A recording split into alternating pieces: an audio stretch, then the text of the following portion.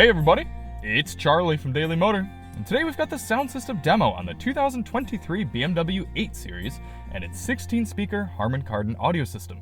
This is going to be an in-depth review. We're going to take a look at how the infotainment system works, take a look at audio adjustments, inputs, controls, speaker locations, then we're going to head out on the road and listen to these sample tracks while we're rolling, and I'll give you my thoughts at the end. Now, if you don't care about any of that stuff at the beginning and you just want to hear the music, click ahead in the video. We've got chapters to get you right to the tunes.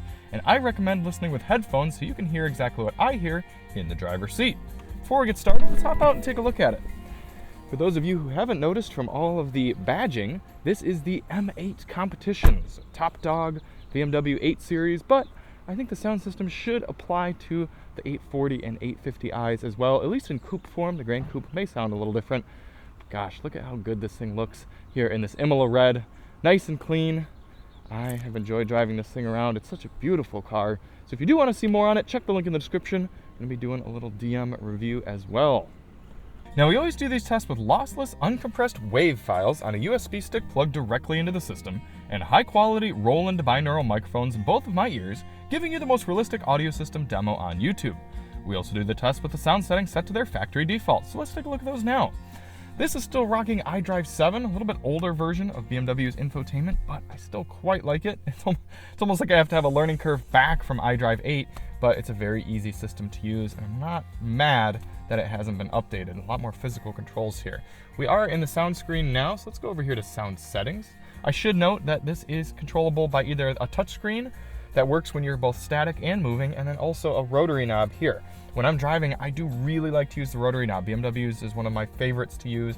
Very nice between the knob and these buttons around here. Starting at the top, you've got Logic 7 surround toggling. So let's go one screen down here and do surround all the way up, and then I'll toggle Logic surround on and off.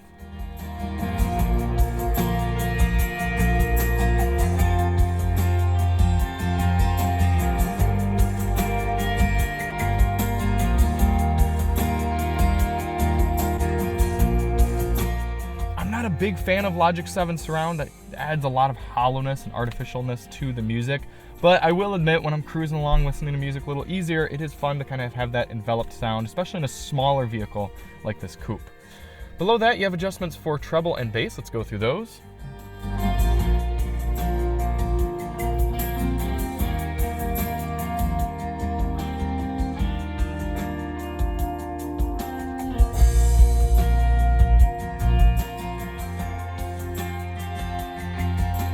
See how quickly and easily you can tap between everything there. Works really nice. Below that, front, rear, left, right, fader, and balance. And then what I really like to see, a full 9-band equalizer. And we'll talk about this a little more when we're on the road with the M8. It's very useful to have to tweak the system for how you like it to sound. I'm not really gonna go through and do all of them because it's very easy to mess things up, but it's just good to have. And that is it for sound adjustments. Why are you not going back? I don't think these glass controls are working properly anymore. They've been kind of screwy for me. All right, that's it for sound adjustments. For audio controls in the M8, you have a nice volume knob here. It's in decent reach for both the driver and passenger. You also have a volume clicker on the top right side of the wheel. For track selection, you've got physical controls here. You can use the touchscreen or rotary knob if you're in the proper menu. You can use back and forth on the right side of the wheel below the buttons for volume, or you've got a scroller knob here, and you can see on the screen that actually allows me to pick through my playlist here on my USB drive. I quite like that. If we had a head-up display, I would see that screen up there. For audio inputs in the M8, you have your standard AM, FM, Sirius XM satellite radio, Bluetooth, support for wireless and wired Apple CarPlay and Android Auto, USB-A port up there, USB-C in here, but it's for power only. And you have Spotify built in right here. I know a lot of people are going to appreciate that. What does that mean you're missing? Well, there's no USB Type-C for data. There's also no 3.5mm auxiliary input jack. And then, obviously, no other streaming services, although it's arguable that BMW could add them. Maybe there's a way to get them on there, but with iDrive 8 being the new toy, I doubt they're going to be doing much addition to iDrive 7. Speaker locations. As I said, this is a 16-speaker system. Starting in the bottom left here, you've got a mid-range 1, tweeter 2, up front 3-4, mid-range and tweeter, 5-6 on that door. Back 7-8 mid-range tweeter, 9-10 mid-range tweeter, 11-12, 13-14 on the other side, and then 15, 16 subwoofers under the seats. All right, that wraps everything up. I'm gonna get this stuff put away and we'll get out on the road. I almost forgot, one more thing I wanna demonstrate is the 5.1 surround support in this system. It's pretty cool. I use my immersiveaudioalbum.com USB drive for this. And again, these class controls are really screwing up. I don't know why I'm pressing media, but it's not going to media. So that's it's a bit concerning there. Let's go up here to media and then up to search.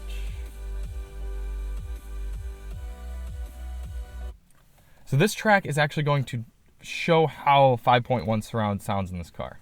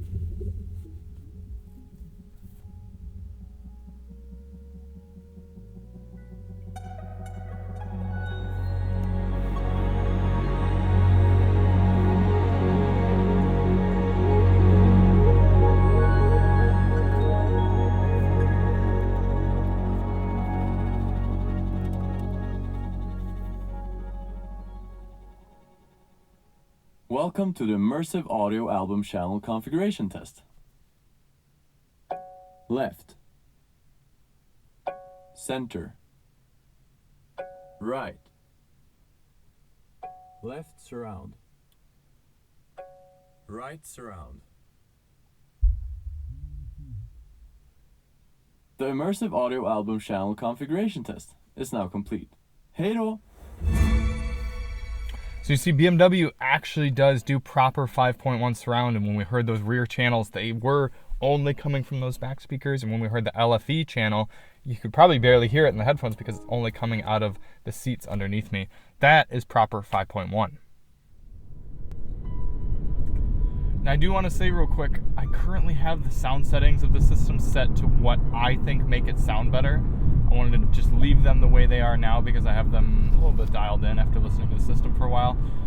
After a few tracks, I'll change them back to flat EQ, to what the engineers put it out as, and we'll compare and talk about it.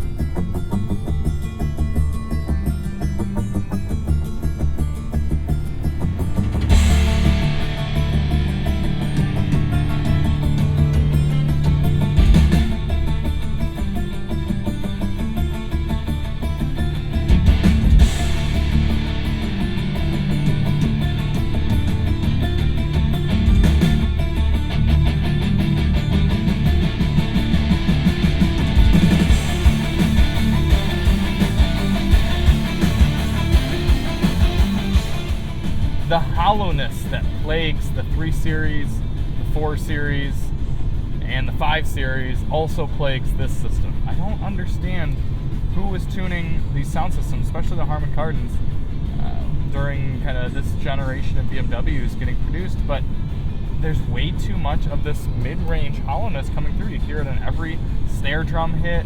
There are elements of the music that aren't coming through properly because they're being overrun by those other instruments. That's why when I'm tuning the EQ, I have to bring down everything from the upper bass to the mid-range, all the way up into the lower highs, and then I can bring up the higher frequencies and bring out the lower frequencies some, and it takes away some of that hollow mid-range. For this next track, we'll turn the bass all the way up, see what these under-seat subwoofers sound like.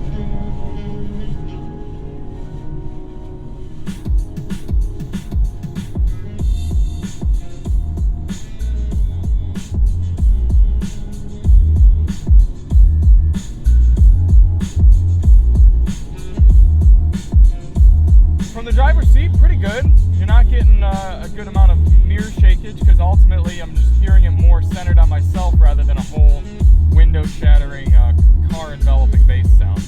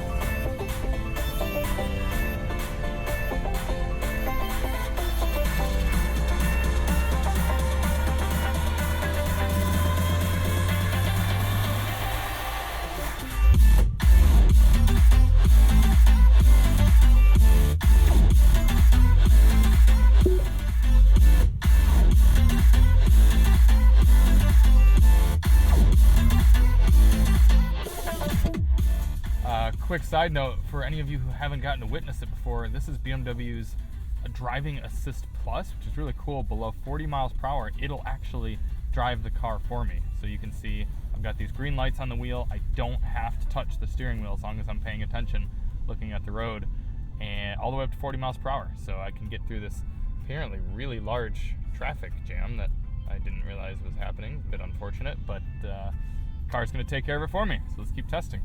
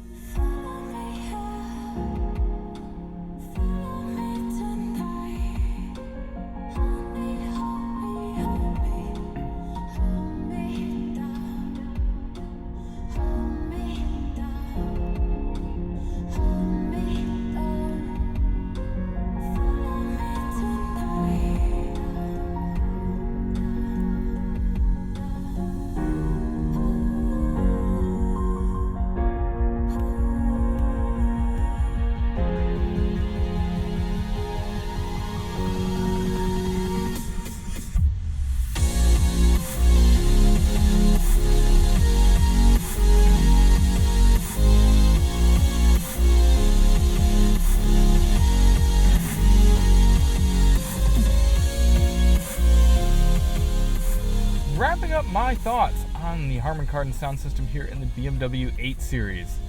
It's a great example of a system that sounds better than average, but doesn't wow in any specific way. In fact, actually my favorite thing about the system has been the surround aspects. Yes, it sounds a little hollow and artificial, but I like with the smaller cabin what they've done with the placement in 5.1 songs. But realistically, I don't listen to 5.1 music that often. I use YouTube Music and I stream my Super Mix, and that's just standard stereo, so it's not like I'm getting to take advantage of that often. You can tweak the system and make it sound better. Like I said, if you go here, media, over to sound settings, go into the EQ. Done this a few times now. Bass up, this down, down, down, down, down, down, a little bit up, and then a little bit more up. Actually, this one needs to stay a little flatter.